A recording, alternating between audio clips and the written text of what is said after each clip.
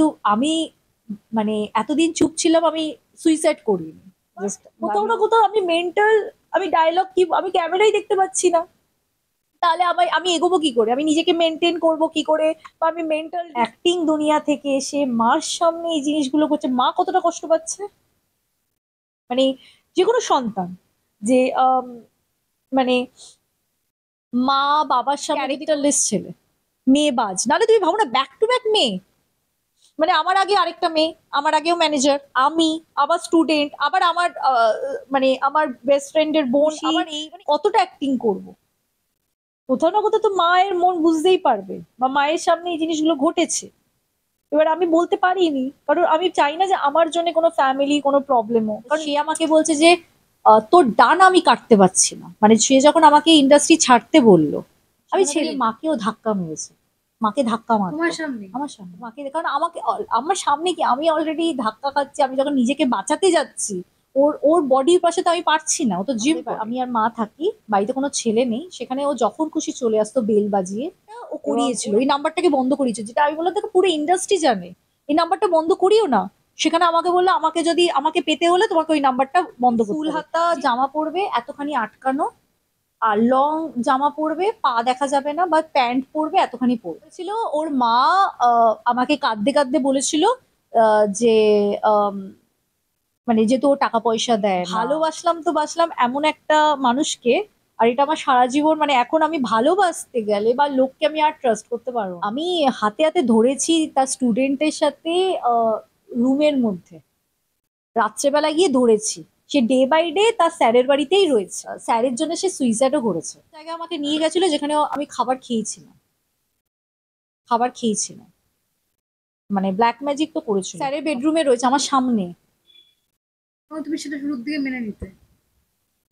মেনে নিয়েছিলাম। যদি অপোজিট কে সাপোর্ট করে তাহলে কিন্তু সে কোনোদিন, মানে এই মেয়েবাজি চলতেই থাকবে। ঘরে ঘরে মাতৃদেবী পূজিত হন, তবে মেয়েরা আজও কতটা সুরক্ষিত? কেন বারবার মেয়েদের সুরক্ষা নিয়ে আমাদের কথা বলতে হয়? আমার সঙ্গে এই মুহূর্তে রয়েছেন নয়না গাঙ্গুলি। তবে তিনিও আজকে একটা পোস্ট করেছেন যেখানে তিনি মেন্টালি এবং ফিজিক্যালি অ্যাবিউজড হয়েছেন, তিনি যাকে ভালোবাসতেন সেই মানুষটার কাছে। এবং এটা হয়তো বলতেও কোথাও একটা খারাপ লাগে আমাদের, যে আমরা যাকে ভালোবাসি তার থেকে যদি এরকম কিছু ফেরত পাওয়া হয় তাহলে হয়তো মনটা সত্যি ভেঙে যায়। আমার সঙ্গে রয়েছে নয়নাদি, কি বলবে?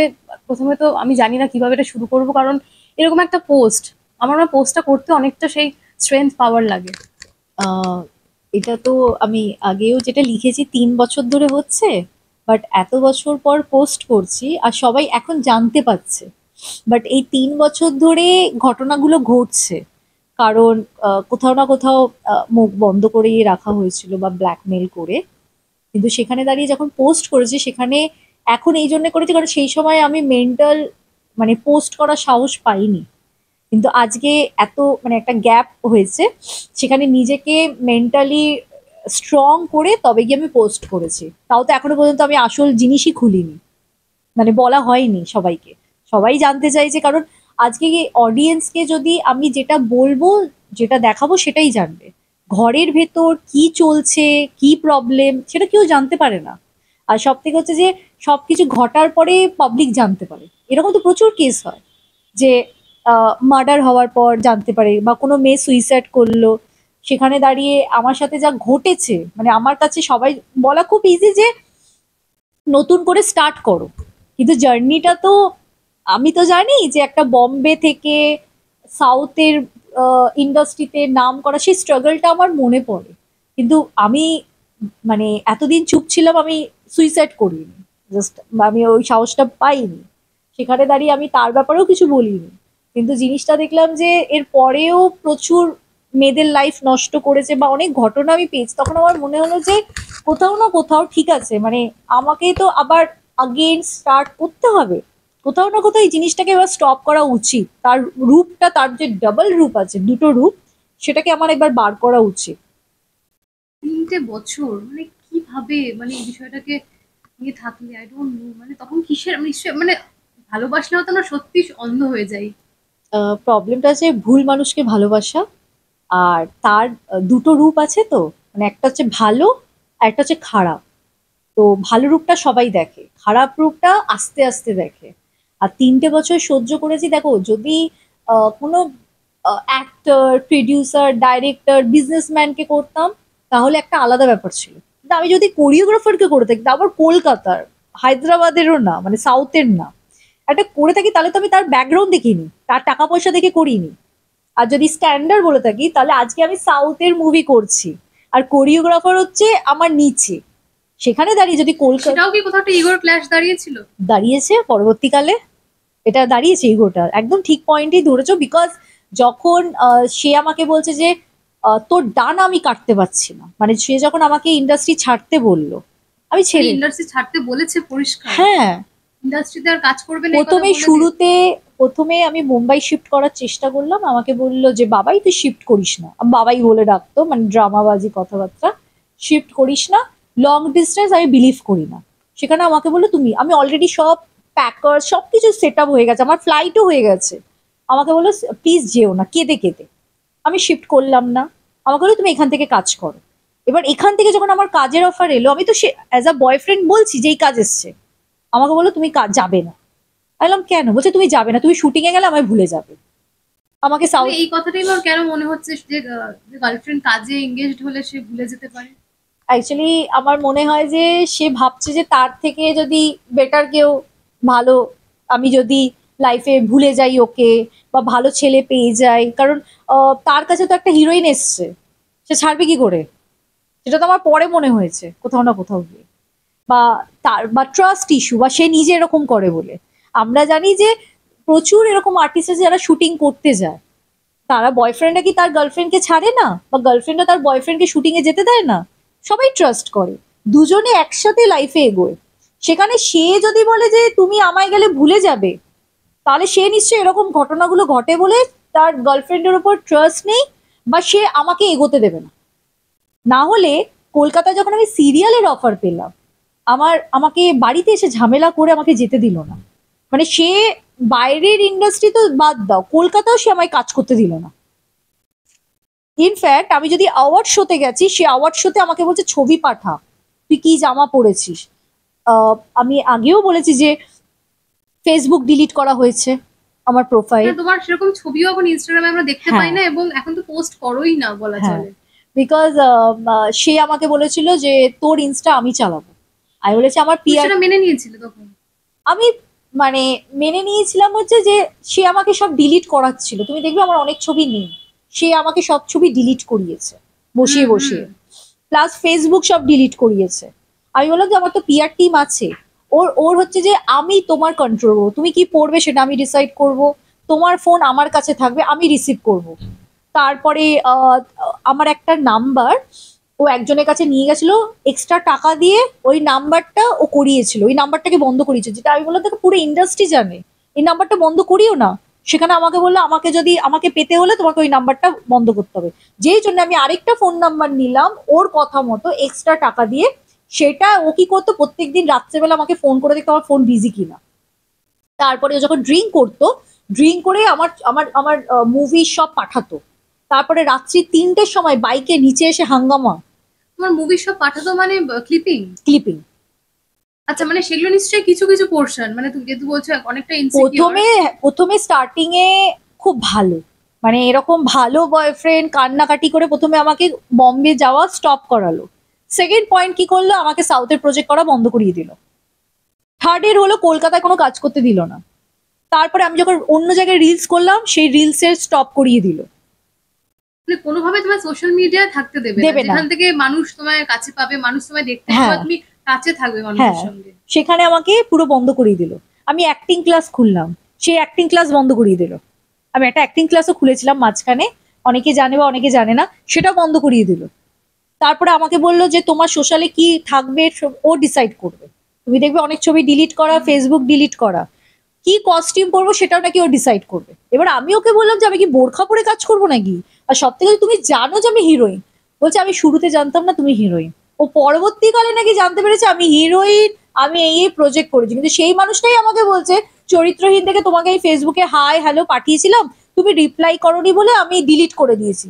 কারণ আমি আমি তো ফেসবুক দেখতাম না, পিআর দেখতো, সেইগুলো ও নাকি 1 বছর পর ওর মনে হয়েছে আমি হিরোইন। আচ্ছা, একটা কথা বলো, চরিত্রহীন তোমার যদি ওয়েব সিরিজের কথা বলি, ভীষণ পরিচিত একটা কাজ। সেখান থেকে দাঁড়িয়ে নিশ্চয়ই তিনিও দেখেছিলেন তোমার ওই সিরিজটা, তার কি বক্তব্য ছিল সেটা নিয়ে? মানে সব নিশ্চয়ই থেকে রিভিউ দিয়েছিল। হাস্যকর ব্যাপার হচ্ছে প্রথমে কি বললো যে তোমার চরিত্রহীন দেখে তোমায় হ্যাঁ, এসএমএস করেছিলাম ফেসবুকে, তারপর আমি উত্তর দিনে ডিলিট। তার 1-2 বছর পর যখন আমি হ্যাঁ বলে দিয়েছি বা কন্ট্রোলে, তখন আমাকে বলছে আমি তো চরিত্রহীন দেখিনি, যে তুমি চরিত্রহীন করেছো। তাহলে তোমাকে গার্লফ্রেন্ড হিসেবে অ্যাকসেপ্ট করতো না, এটা বলতে চাইছে যদি দেখতো? হ্যাঁ, না সে হচ্ছে আমি হিরোইন করব না, আমি ইন্ডাস্ট্রি কোনো মেয়েকে করব না। তা তুমি জানতে না শুরুতে যে আমি হিরোইন? সেটা ওর 1-1.5 বছর পর মনে হয়েছে, যখন আমার কাজ বন্ধ করিয়ে দিয়েছে, আমার অ্যাকাউন্টে ওর অনেক টাকা পয়সা নিয়েছে, ওর মা নিয়েছে টাকা পয়সা নিয়ে, মানে যখন ওর কন্ট্রোলে আমি চলে এসেছি, তখন ওর মনে হয়েছে আমি কোনো হিরোইনকে করব না। টাকা পয়সা নিয়েছে মানে ওর সংসার কি তুমি চালাতে? না, কেসটা হয়েছিল ওর মা আমাকে কাঁদতে কাঁদতে বলেছিল যে আম, মানে যেহেতু ও টাকা পয়সা দেয় না, ওর মা আমার থেকে টাকা নিয়েছে, ছেলেও আমার থেকে টাকা নিয়েছে, সেটা আমার কাছে প্রুফ রয়েছে। কিন্তু মার ক্ষেত্রে কি হয়েছিল যে টাকাটা যেটা নিয়েছে সেটা দেয়নি, এবং মানে প্রচুর অনেক জিনিসপত্র নিয়েছে ওর মা। ভালোবাসা আক্ষেপ মনে হয় সারা জীবন থেকে যাবে না তোমার, মানে তুমি যেভাবে বলছো, মানে আক্ষেপ না, এটা মানে একটা মানে ভালোবাসলাম তো বাসলাম এমন একটা মানুষকে, আর এটা আমার সারা জীবন, মানে এখন আমি ভালোবাসতে গেলে বা লোককে আমি আর ট্রাস্ট করতে পারবো না। মানে এটা আমার জীবনের একটা মানে শিক্ষা বলতে পারো বা মেমোরি, যে এমন একজনকে ট্রাস্ট করলাম যার জন্য আমি ইন্ডাস্ট্রি ছেড়ে দিলাম। ভালোবেসেছি বলেই তো এত বড় একটা ভালো ইন্ডাস্ট্রি ছাড়লাম। সেখানে দাঁড়িয়ে আমার পক্ষে আর কোনো কাউকে ট্রাস্ট করা ইম্পসিবল, মানে আমি আর ট্রাস্ট করা, আর ভালোবাসা তো এখন হবেই না। তুমি বলেছিলে যে তোমার বন্ধু খুব কম ইন্ডাস্ট্রিতে এবং নেই, সেখান থেকে এরকম একটা বন্ধুকে বেছেছে, তারপরে এরকম একটা রিয়াকশন, আমার মনে হয় এটা থেকে বেরোতে মানে কিভাবে ডিল করছে, এবং বাড়িতে কাকিমাও রয়েছেন। আম, আমি মানে যখন বম্বে থাকতাম, তখন আমি শুটিং এ বেশিরভাগ আউটডোর, যেহেতু আমি সাউথে করতাম, তো আমি মানে বাড়ি, শুটিং, জিম, এরকম আমার লাইফস্টাইল ছিল। আমার বন্ধু একদম নেই, ওই ওই জোনের মধ্যে। আর যখন কলকাতায় শিফট করলাম, যেহেতু আমি সিরিয়াল কখনো করিনি, বন্ধু নেই, বা বেঙ্গলি ইন্ডাস্ট্রিতে আমি শুটিং করে বেরিয়ে গেছি, মানে চরিত্রহীন করে তো আমি এখানে থাকতাম না। কিন্তু কলকাতায় যখন শিফট করলাম, বন্ধুত্ব হলো তো হলো এমন একটা মানুষের সাথে, মানে সব কথা মন খুলে বলেছি। এবার সে বুঝে গেছে যে একে একে যদি আমি কাজ করতে দিই, তাহলে এ বাইরে আউটডোরে শুটিং করবে, আমাকে ভুলে যাবে, মানে এটা ওর ওর ধারণা ছিল। তো সেখানে আমার কলকাতায় খুব কম বন্ধু, আর ওকে আমি বন্ধু হিসাবে মেনেছিলাম। আচ্ছা, তুমি বলছিলে ফিজিক্যাল অ্যাবিউসের কথা, এবং সেই সেই সময়টা কিভাবে নিজেকে মানে হ্যান্ডেল করতে, কারণ কাকিমা রয়েছে, এবং কাকিমা মানে সবটা সাক্ষী হ্যাঁ, প্রথম। মানে যেহেতু আমাদের আমি আর মা থাকি, বাড়িতে কোনো ছেলে নেই, সেখানে ও যখন খুশি চলে আসতো বেল বাজিয়ে। এবং ওর একটা টার্গেট ছিল যে আমার উপর অ্যাটাক করতো, মানে আমি যদি এক্সাম্পল রিলস করেছি তাতেও অ্যাটাক, বা আমি যদি কোনো মানে সিরিয়াল মানে শুটিং এ যেতাম সেটাও অ্যাটাক। সেখানে তাদের মাকেও ধাক্কা মেরেছে, মাকে ধাক্কা মারতো তোমার সামনে? আমার সামনে। মাকে, কারণ আমাকে আমার সামনে কি, আমি অলরেডি ধাক্কা খাচ্ছি, আমি যখন নিজেকে বাঁচাতে যাচ্ছি, ওর ওর বডির পাশে তো আমি পারছি না, ও তো জিম করে। সেখানে দাঁড়িয়ে আমার মা যখন বাঁচাতে গেছে যে বাবু ছাড় আমার মেয়েকে, তখন ও আমার মাকেও ধাক্কা মেরেছে। তো সেখানে পাড়া প্রতিবেশী যেহেতু বলে তোমার বাড়িতেই হয়েছে সামনেই, এটা কি মানে ক্লোজ ডোরে নাকি বাইরেই হয়েছে পুরো বিষয়টা? মানে এমন একটা টাইম গেছিল ও রাস্তাকেও মানতো না, মানে ও রাস্তাও ঝামেলা করতো, বাড়িতে তো করতোই, শুটিং এ চলে গেছে ঝামেলা করতে মাস্ক পরে। আর আমাকে ভিডিও কলিং করতো, মানে আমি কি জামা কাপড় পরেছি, এটা পাঠা ওটা মানে ও পাঠা। কি চাইতো, তুমি কিরকম জামা কাপড় পরো, একদম মানে ঢাকা মানে হ্যাঁ, মানে ওর হচ্ছে ফুল হাতা জামা পরবে এতখানি আটকানো, আর লং জামা পরবে পা দেখা যাবে না, বা প্যান্ট পরবে এতখানি পরবে, মানে এরকম চাইবে, মানে তুমি বলতে পারো বোরখা পরে বসে থাকো, মানে এরকম অবস্থা ওর। মানে যা পরবে ফুল হাতা, ফুল হাতা ব্লাউজও তুমি ফুল হাতা পরবে, কোনো এতখানি না, এতখানি তুমি দেখবে আমার প্রথম স্টার্টিং এ মিডলে আমার সবকটা ব্লাউজ এরকম ছিল, গলা আটকানো। আর শাড়ি এরকম করে পরবে না, শাড়ি একদম এখান থেকে পরবে, মানে গলা আটকানো শাড়ি। ইনফ্যাক্ট ও ও যা যে ম্যানেজারের সাথে রিলেশনে রয়েছে তাকে এরকম বানিয়ে দিয়েছে। মানে তুমি থাকতেই একাধিক সম্পর্কে ছিল? আমি হাতে হাতে ধরেছি তার স্টুডেন্টের সাথে রুমের মধ্যে, রাত্রেবেলা গিয়ে ধরেছি। সে ডে বাই ডে তার স্যারের বাড়িতেই রয়েছে, আর স্যারের জন্য সে সুইসাইডও করেছে। আর মানে এটা তুমি পুরো জানার পরও এটা তাও এটা কি 3 বছরের মধ্যেই বলছো এটা পুরো শেষের দিকে হয়েছে, মানে প্রথম দিকে ছিল না। প্রথম দিকে তো আমাকে পটানোর জন্য আমি যেখানে যাচ্ছি সেখানে যাচ্ছে, এই করছে ওই করছে। ছেলের মায়ের সমর্থন রয়েছে পুরো বিষয়টা? আমি এই ব্যাপারটা পরে একটা ঘটনা বলবো মায়ের ব্যাপারে, কারোর ব্যাপারে আমি বলা উচিত না, কিন্তু এটা বলতে হবে এই জন্যে কারণ মায়ের ব্যাপারটা তো বলতে হবেই। এটা এখন বলবো না, পরে। আচ্ছা, তোমার কথা শুনে মনে হচ্ছে কোথাও যে বসে থাকা বা ভালোবাসার বসে থাকা, ইন্ডাস্ট্রিতে আমরা এই ব্ল্যাক ম্যাজিক বিষয়টা অনেক শুনে থাকি, এই বিষয়টা তুমি মানো মানে বা বিশ্বাস করো যে হয় বা বশ করা যায়? হ্যাঁ, আমি আমি আমি আমার আমার ক্ষেত্রেই যখন 3 বছর ধরে বলবে আপনি সহ্য করছেন কেন, সবাই একটাই প্রশ্ন করবে। আমার মন বলছে আমি বেরোবো, কাঁদছি, আমার বডি লুজ, মানে ওকে আমি ক্ষমা করেই যাচ্ছি। মানে আমার উপর যদি অ্যাটাক হয় পরবর্তীকালে বাবা এই জড়িয়ে ঠড়িয়ে আমি ওকে ক্ষমা করে যাচ্ছি, 3 বছর ধরে সহ্য করছি। মানে আমার হাত পুরো লুজ, মানে ও আমার পিয়ার বলছে করো না নেয় না ডিলিট, আমি ওর কথায় ডিলিট করছি ছবি, আমি ওর কথায় জামা কাপড় চেঞ্জ করছি, ওর কথায় ইন্ডাস্ট্রি ছেড়ে দিচ্ছি, সব প্রজেক্ট ক্যান্সেল করে দিচ্ছি। ও আমাকে যা বলছে আমি তাই শুনছি, ভাবছো ওর জন্য আমি অ্যাওয়ার্ডের জন্য রিকোয়েস্ট করছি যে প্লিজ আপনি ওকে অ্যাওয়ার্ড দিন। মানে আমি বশে হয়ে গেছি। নাহলে কোনোদিন এরকম হয় যে আমি যদি তুমি যদি আমার আমার গায়ে হাত তোলো বা আমি তোমার গায়ে যদি হাত তুলি তুমি সহ্য করবে? বিকজ আমি নাম পরে বলবো, মানে ও এমন একটা জায়গায় আমাকে নিয়ে গেছিল যেখানে আমি খাবার খেয়েছিলাম, মানে ব্ল্যাক ম্যাজিক তো করেছিল অফকোর্স। যা ভালোবাসা দেখে নিয়েছি বা মানে ট্রাস্ট করেছিলাম যে ঠিক আছে ইন্ডাস্ট্রিতে কাজ তো করছি, টাকাটা দেখিনি। চোখ বন্ধ করে ট্রাস্ট হয়ে গেছিল। টাকা পয়সা দেখলে তাহলে কোরিওগ্রাফারকে করতাম না, বা যা ব্যাকগ্রাউন্ড আছে করতাম না, তাহলে কোনো বিজনেসম্যান প্রডিউসার এরকম করতাম। টাকাটা দেখিনি, আর সেখানে দাঁড়িয়ে টাকাও দেখলাম না, প্লাস ক্যারিয়ারও গেল, সবকিছু মিলিয়ে আমি আর না, গেল কেন বলছো? এটা শুরু, এটা নতুন ভাবে শুরু বলো। গেল কেন মানে একটা ইনিংস শেষ হলো ধরে রাখো, আর একটা ইনিংস শুরু। আম, মুম্বাইতে একটা আমি তো অনেক দিন ধরে মুম্বাইতে রয়েছি, এত ইজি না। প্রচুর ছেলেমেয়ে সবাই জানে মুম্বাই প্রচুর স্ট্রাগল। সেখানে দাঁড়িয়ে মুম্বাই সাউথ ইন্ডাস্ট্রি ওই জায়গাটা করা 3 বছর ধরে আমাকে কেউ দেখেনি। সেই জায়গাটাকে পৌঁছাতে গেলে আমাকে কিন্তু আবার জিরো থেকে স্টার্ট করতে হবে। সেই মানুষ আমাকে সেই জায়গাটা পৌঁছিয়ে দিয়েছে। এবং তিনি কিন্তু নিজের জায়গাটা তৈরি করতে চেয়েছিলেন, তাও যেটা তুমি বলছিলে যে অ্যাওয়ার্ড শোতে নাম দেওয়া, যেটা একটু প্রচুর, আগে তুমি বললে। যদি দেখো মানে আস্তে আস্তে নাম জানতেই পারবে, কারণ কিছু কারণে বলতে পারছি না। আমাকে প্রচুর জায়গায় মানে সেলিব্রিটি হিসাবে ইনভাইট করে ইউজও করেছে, মানে কোনো টাকা পয়সা তো দেয়নি আমাকে রিলেশনের জন্য, সেই জায়গাটায় নিজের ক্লাসটাকে বাড়ানোর জন্যই সেলিব্রিটি হিসাবে ইউজ করেছে। তা তোমার কোন দিন মনে হলো যে না এই বিষয়টা থেকে পুরো বেরিয়ে যাওয়া উচিত, না আর না, এনাফ ইজ এনাফ? আহ, অনেকদিন ধরেই হচ্ছিল, মানে 3 বছরের মধ্যে অনেকদিন, প্রায় 1.5-2 বছর ধরেই ভাবছিলাম বেরোবো বেরোবো। বাট ওর যে রূপটা ছিল একটা মানে একটা ডুয়েল রূপ আছে, সেই রূপটার জন্য ক্ষমা করেছি লাস্টের দিকে যখন ও স্টুডেন্টের সাথে আমি বাড়িতে ধরেছি তখন আর নিতে পারলাম না। যেদিন শুনেছিলে তোমার। আমি দেখেছি, শুনিনি, ধরেছি ওর বাড়িতে গিয়ে রাত্রেবেলায় ধরেছি আমি। আমি জানতাম না যে ও স্টুডেন্টের সাথে রয়েছে, কারণ তার বডি ল্যাঙ্গুয়েজ চেঞ্জ, সে টাইম দিচ্ছে না, স্টুডেন্টদের সাথে রয়েছে, একসাথে মুভি দেখছে, আর খাওয়া দাওয়া করছে। যেই মানুষ 2.5 বছর ধরে ম্যানেজারের সাথে থেকে বলছে কাজের মেয়ে আমাকে, সেই মানুষ আমার থাকতে আবার স্টুডেন্টের সাথে রয়েছে, তাহলে তো সে বলবে আমার এ মেয়ে হয় বা আমার স্টুডেন্ট হয়। তুমি কখনো শুনেছো যে ডে বাই ডে স্টুডেন্ট কখনো স্যারের বাড়িতে থাকে? একই বেডরুমে, স্যারের বেডরুমে রয়েছে আমার সামনে। এবং তুমি সেটা শুরুর দিকে মেনে নিতে?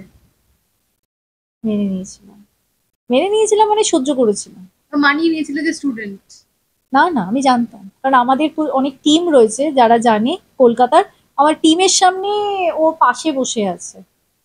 এবার আমরা যখন ঘুরতে গেছি সেখানে ওর ফোন এসছে রাত্রি 2:30-এর সময়, ও গিয়ে ফোনের মধ্যে ওই মেয়েটার সাথে কথা বলছে মিনমিন করে। আর ভাবো না, 14 ফেব্রুয়ারি ম্যানেজারকে ফোন করেছে, ম্যানেজার উত্তর দেয়নি বলে ওই মেয়েটাকে ফোন করেছে, স্টুডেন্টকে। 14 ফেব্রুয়ারি। তুমি কখনো ওকে প্রশ্ন করনি যে কেন এরকম বা কি কি বিষয় বা কি নাকি ওটাতেও ফিজিক্যালি অ্যাবিউজড হতে হতো প্রশ্ন প্রথম করলে? দিকে প্রথম দিকে আমি ভেবেছিলাম যে ঠিক আছে, মানে সব গল্প শোনাচ্ছে, সবার ব্যাপারে গল্প আমাকে শুনিয়েছে, মানে সবাই কালপিট, যেই মেয়েগুলোর ব্যাপারে ওর সাথে রিলেশন ছিল সবার গল্প কাঁদতে কাঁদতে শুনিয়েছে। পরবর্তীকালে যখন আমি সন্দেহ করেছি, তার অজুহাত দিয়েছে। তারপরে যখন আমি বলেছি এটা তো তোমার স্টুডেন্ট, যদি তোমাকে বাবা বলে থাকে তাহলে হ্যাপি ফাদার্স ডে বলে না কেন, বা যদি তোমাকে আহ, দাদা বলে থাকে রাখি পরায় না কেন, শুধু হার্ট শেপ, স্যারের সাথে হার্ট শেপ আসে, ভালোবাসা আসে, ততক্ষণে কিন্তু অলরেডি তখন রিলেশন এগিয়ে গেছে, তখন তুমি আর কিছু বলতে পারবে না, বলতে গেলেই ব্যাস। নতুন কাজ নিশ্চয়ই আসছে তোমার, আগামী কি প্ল্যানিং রয়েছে যদি একটু শেয়ার করো? প্রথমে হাসি আগে মুখে সবটা স্ট্রংলি বলা আমার মনে হয় এটাও একটা পাওয়ার, হয়তো উইথ টাইম। যে এই রাস্তাটা থেকে বেরোয় সে জানে। আর সবাই বলে ন্যানা খুব সাহসী সাহসী, হয়তো এটা অ্যাক্টিং এ সাহসী, বাট যারা আমাকে পার্সোনালি চেনে আমি এতটাও সাহসী নই। মানে সাহসী মানে হচ্ছে আমি বাড়িতে থাকতে ভালোবাসি, আমি বেশি এদিক ওদিক নই, অনলি মুভি দুনিয়াটাই চিনি। সেখানে দাঁড়িয়ে যদি মানুষ চিনতে পারতাম, প্রচুর পার্টি করতাম, এই করতাম, তাহলে হয়তো এই ছেলেটা ভুল, এই ছেলেটা ভালো, এটা হয়তো জাজমেন্ট করতে পারতাম। সেখানে দাঁড়িয়ে নিজের লাইফের সময় ভুল চয়েস করে নিলাম। আর 3 বছর ধরে হওয়া হয়েছে। আর আগে মেন্টাল স্ট্রং হলে তবেই না মানুষ কাজ করতে পারবে। তোমার যদি মেন্টালের জায়গা যেখানে উইক পয়েন্টেই, মানে ও আঘাত করে একদম। দিয়েছে, ও তো জেনে গেছিল কোথায় কি আঘাত করে দিয়েছে, সেখানে উঠতে তো অফকোর্স টাইম লাগবে। আর কিছুটা মনে হয় কাকিমার কথা ভেবেও স্ট্রং থাকে। একদম, মানে মার সামনে তো, মানে কোনোদিন মার সামনে কাঁদিনি। আর এত বছর বম্বে ছিলাম, মানে মানে এত, মানে এখন ফিল হয় যে অ্যাক্টিং দুনিয়া থেকে এসে মার সামনে এই জিনিসগুলো করছে, মা কতটা কষ্ট পাচ্ছে। মানে যে কোনো সন্তান, যে মানে মা বাবার সামনে যদি কোনো সন্তানকে এরকম করায় তাহলে মারা কত কষ্ট পাচ্ছে। সেখানে দাঁড়িয়ে আমি হাসি খুশি কতটা অ্যাক্টিং করব, কোথাও না কোথাও তো মায়ের মন বুঝতেই পারবে, বা মায়ের সামনে এই জিনিসগুলো ঘটেছে। এবার আমি বলতে পারিনি, কারণ আমি চাই না যে আমার জন্য কোনো ফ্যামিলি কোনো প্রবলেম হোক, কারণ ভুলটা তো আমিও করেছি। আমি যাকে চয়েস করেছি সে, মানে তুমি যদি আজকে পুরো ইন্ডাস্ট্রিতে খোঁজ নাও, তুমি কিন্তু ইন্ডাস্ট্রিতে জানতে পারবে সে কি জিনিস। মানে এই না যে আমি বলছি, যারা যারা ওর নাম শুনেছে, যারা যারা বলেছে, প্রত্যেকে বলেছে ক্যারেক্টারলেস ছেলে, মেয়েবাজ। নাহলে তুমি ভাবো না, ব্যাক টু ব্যাক মেয়ে, মানে আমার আগে আরেকটা মেয়ে, আমার আগেও ম্যানেজার, আমি আবার স্টুডেন্ট, আবার আমার মানে আমার বেস্ট ফ্রেন্ডের বোন, আবার এই, মানে এই ব্যাক টু ব্যাক। তোমার মনে হয় একটা ছেলে এতগুলো লাভ করতে পারে? বা একটা ছেলে যদি মনে হয় যে না, ন্যানা ইন্ডাস্ট্রি ছেড়ে দিয়েছে আমার জন্য, কোথাও না কোথাও তার জন্য তো ইন্ডাস্ট্রি ছাড়া, সেই ফিলিংসটা নেই। মানে আমাকে যে তো কাকিমার কি রিয়াকশন, কাকিমার সঙ্গে তোমাকে ধাক্কা মেরেছে, মানে দিস ইজ সামথিং আমার মনে হয় একটা মায়ের জন্য দেখা তার খুব কঠিন এটা। আমার মানে খুব লজ্জার একটা ব্যাপার যে ও আমার মাকেও ধাক্কা মেরেছে। আর ইনফ্যাক্ট আমার আমার জামাইবাবু যখন আমাকে বাঁচাতে এসেছিল, ও আমার জামাইবাবুর সাথে ফাইটিং করেছে, এরকমও কি গেছে। ড্রিঙ্ক করতো কোনো কারণে? প্রচুর এভরিডে ড্রিঙ্ক করতো, প্রচুর ড্রিঙ্ক করে এই মানে রাত্রেবেলা আমার বাড়িতে এসে তারপরে এই হাঙ্গামাগুলো করতো। হ্যাঁ, প্রচুর ড্রিঙ্ক করতো। আর ড্রিঙ্ক করলেই নাকি এটা সব সময় ছিল? অ্যাকচুয়ালি ওর যতগুলো আমি দেখেছি, ওর বিহেভিয়ার স্টার্ট হতো ড্রিঙ্কের পর রাত্রেবেলা। সারাদিন তো ক্লাসে থাকতো, ক্লাস করাতো, আর ও শুরু হতো ড্রিঙ্কের পর। তো মানে কাকিমা অনেকটা খুশি, মা তাও খানিকটা খুশি।